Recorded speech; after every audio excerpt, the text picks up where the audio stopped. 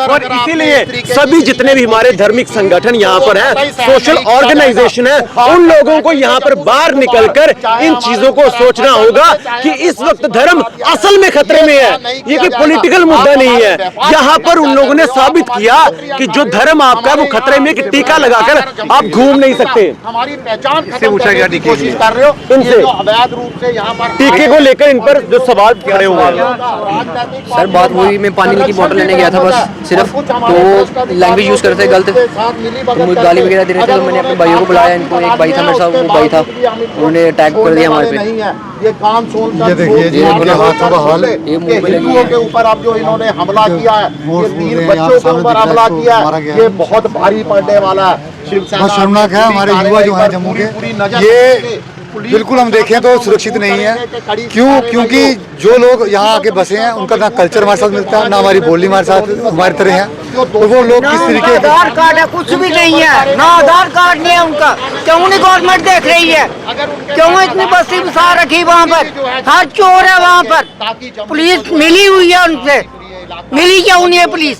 Police जो भी करेगी जजमेंट कर सकती है कि उनके आधार कार्ड भी बने हुए हैं। ये सुन लीजिए आप, उनके आधार कार्ड बने हुए हैं। जो भी मूल सुविधाएं भारत सरकार की तरफ से दी जाती हैं, उसके लिए जो भी कागज पत्र उन्हें चाहिए वो बने हुए हैं। इससे मेरे कहने का तात्पर्य ये है कि हमारी एडमिनिस्ट्रेशन जो है पुरानी सरकारें नहीं है, कहीं ना कहीं उन्होंने भी इनका पालन पोषण करने का काम किया है। वो भी उतने ही जिम्मेदार हैं जितने वो लोग जिम्मेदार हैं जिन्होंने हमारे संसाधनों पर आज लूट मचाई है। स्पष्ट कहना चाहता हूं, ये लड़ाई जो है सरकारों की नहीं है। सरकारें इसमें आराम से कोई निर्णय लेंगी। ये जो लड़ाई है ये आम लोगों की है। यहाँ पर हिंदू धार्मिक संगठन, हिंदू डोगरा, उनको सारे डोगरे हिंदू मुस्लिम सिख ईसाई हैं, उन लोगों को इस लड़ाई को अपने हाथ में लेना होगा, तब जाके इसका कोई एक जो है आप समझ लगेंगे कि परिणाम निकलेगा जो सफलतापूर्ण जो हमारे हक में होगा।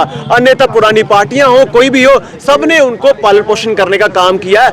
वही कारण है कि आज ये लोग यहाँ पर माइनॉरिटीज को, यहाँ भारत की बात करें तो यहाँ जो मेजॉरिटी में हिंदूज हैं उन पर भी वही हो रहा है जो बांग्लादेश में हो रहा है। स्थिति में कोई भी ज्यादा फर्क नहीं दिखाई दे रहा है। बंदे थे और कहाँ पे आप कैसे हुआ? ये कोई करैनी तला है, उधर है बर्मा कॉलोनी, उधर से हम आ रहे थे घर को आ रहे थे। मैं मेरे भाई ये तीनों जने आ रहे थे, तो इसको छोटे को है ना पानी की प्यास लगी, ये गया उधर पानी की बोतल लेने। बोतल उधर ली तो उधर 5-6 लड़के खड़े थे, तो इसके साथ कुछ है ना रफ लैंग्वेज यूज़ करने लगी। पूरी तरह तो उनकी लैंग्वेज समझ नहीं आई हमें, और इतने रिएक्शन से लग रहा था कि इसने कुछ गलत बोल रहे हैं इसको। इसने बोला है कि आप क्यों बोल रहे हैं ऐसे, बस इतना बोला है तो उन्होंने इसके ऊपर अटैक कर दिया। उस टाइम तो 5-6 थे, तो 1 मिनट में पूरी कॉलोनी इकट्ठी हो गई उधर। कोई इधर से आ रहा है, कोई इधर से आ रहा है, लाठी डंडे ये वो सब कुछ लेके हमें पता ही नहीं चला। बिल्कुल कार्रवाई तो है।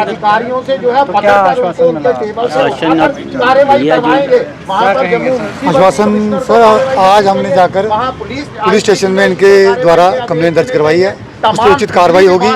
और साथ ही साथ हमारा जो संगठन है कल की मूवमेंट और भी जो भी यहाँ तमाम संगठन है, सारे इस पूरे के पूरे ये जो मसला है इसको ऐसे छोड़ने नहीं देंगे। हमारे जितने भी डोगरे, हमारे जितने भी बच्चे हैं, इन सबके साथ मूवमेंट कल की खड़ी है।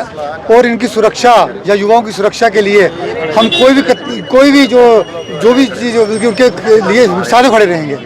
और आज अजय सैनी जी जो हैं, जो एक सोशल एक्टिविस्ट हैं, उन्होंने अपना कीमती समय निकाला और यहाँ पे वो उपस्थित है। मैं चाहता हूँ कि वो पूरे सही तरीके से। देखिए, जिस तरह से आपने देखा कि वीडियोस वायरल हुई होंगी, जिसमें सीधी सी बात जो है कि सबसे बड़ा प्रश्न खड़ा हो रहा है कि ये हमारे भारत की विडंबना है कि जो मंजर हमें बांग्लादेश में देखने को मिल रहे हैं वही भारत में है।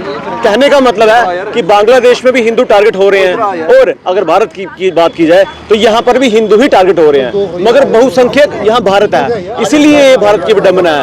अब जो स्थिति यहाँ पर उत्पन्न होकर आई है कि किस तरह से इन्होंने यहाँ पर टीका लगाया था, और 150-200 के करीब जो वहाँ पर भीड़ थी, जो वहां पर भीड़ ने इनको मारा है, पीटा है, ये वो लोग हैं जो जम्मू में हमारे संसाधनों पर कब्जा करके बैठे हुए हैं, इलीगली यहाँ पर सेटल हुए हैं। ये वो लोग हैं जिन्हें कहीं ना कहीं हमारी एडमिनिस्ट्रेशन से जो उस वक्त चूक हुई है, ये लोग आज हमारे रिसोर्सेस लूट रहे हैं। जम्मू में हमारे संसाधनों की कमी होने के कारण आज हम लोगों को भुगतान करना पड़ रहा है। बिजली, पानी, ये सब मुफ्त इस्तेमाल कर रहे हैं और उसके बाद जो यहाँ के लोकल हम लोग हैं उन लोगों पर अत्याचार ये लोग कर रहे हैं। इसलिए मैंने आपसे कहा कि ये बहुत बड़ा प्रश्न है कि बताइए कि क्या बांग्लादेश और भारत में समानता है ना, कोई अलग तो कुछ दिख नहीं रहा। वहां पर भी हिंदू टारगेट हो रहे हैं, यहाँ पर भी हिंदू टारगेट हो रहे हैं। इसलिए हमारा जो केंद्र सरकार है, हमारे यहाँ का प्रशासन है, उन्हें ये सोचना होगा कि जो विचारधारा या जो ये समीकरण यहाँ पर बन रहे हैं, जो चीजें उत्पन्न होकर आ रही हैं, ये कहीं ना कहीं आपकी छवि के ऊपर एक प्रश्न चिन्ह खड़ा कर रही हैं, प्रश्न चिन्ह खड़ा कर रही हैं। इसलिए हम ये कहना चाहते हैं कि जो केंद्र सरकार है तत्काल प्रभाव से इस पर कड़े संज्ञान लेकर बांग्लादेशी रोहिंग्यों को भारत से, जम्मू कश्मीर से, जम्मू के किरियाना तला हो गया, नरवाल एरिया हो गया, कासिम नगर हो गया, जहां जहां भी ये बसे हुए हैं, ये हमारे जम्मू के लिए श्राप है। चिट्टे का काम ये कर रहे हैं, देह व्यापार का काम ये कर रहे हैं, सारे इल्लीगल काम यही रोहिंग्यास कर रहे हैं और इनकी वजह से जम्मू का जो युवा है वो आने वाले समय में पूरी तरह से नष्ट हो जाएगा। तो किस चीज का इंतजार हमारा प्रशासन, भारत सरकार सुनने में आ रहा है कि कुछ तिलक के ऊपर बात। देखिए, जो तिलक की बात है, सोचिए ये मंदिरों का शहर हमारा जम्मू, वहां पर अगर तिलक लगाना गुनाह हो। कि कल जो है बहुत गलत तरीके का जो है घटना घटी है। हमारे जम्मू के हिंदू लड़कों को एक ऐसी कॉलोनी के अंदर जो है उनके साथ मारपीट की है जहां कहा जाता है रोहिंग्या और बांग्लादेशी बसे हैं। हमें तो आज पता लगा, हम जो है ये कतई सहन नहीं किया जाएगा कि जम्मू के हिंदू लड़कों पर, देखिए बांग्लादेश में तो हमने सुन रहे थे पिछले कुछ दिनों से कि वहां वो मिनॉरिटी के अंदर है, हिंदुओं पर अत्याचार किए जा रहे हैं। कश्मीर के अंदर भी हमने बहुत साल जो है इसको सहन किया और जम्मू जो हमारा अपना मंदिरों का शहर है, वहां भी आज हम अपने आप को जो है असुरक्षित महसूस कर रहे हैं। ये कतई सहन नहीं किया जाएगा। हमारी प्रशासन से, तमाम जम्मू कश्मीर पुलिस से, तमाम लोगों से जो है यही अपील है और ये अपील नहीं है, अब ये मांग है कि इनके ऊपर सख्त से सख्त जो है कार्रवाई की जाए।